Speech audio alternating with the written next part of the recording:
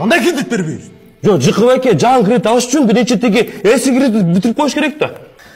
Жаман кекчил неме экенсиң. Өткөн кеткен дестешпели. Жөн эле берип койбойсуң. Жок, Жыкып эке, система ушундай. Банковский система ушундай. Энең дурун. Эме тибеле коюңузчу. Менин энем сиздин энеңиз болот эсичи. Вот именно бир тууган байкем келиптир деп чөнтөгкө долларлардан салып берип койбойсуң. Ушу сени атамдар багып эле алса керек да. Жыкып эке, антип ачылбаңызчы. Сүйүнчү. Болсун, куттуктайм. Жеңең боюнда бар. Куттуктайм жеңе. Куттуктайбыз. Жакшы. Молодец. Канча болуп калды уже? 2 күн болду. Оорубай элебичи? Жок. Себинбей элеби? Ошон үчүн келдим. Акчанын жытына талгак болуп да, түшүнүп атасың. Как будто мен өзүм үчүн, мен качан өзүм үчүн жашадым эле. Мен сен үчүн, бир туугандарым үчүн, келинчегим үчүн жашап келгем.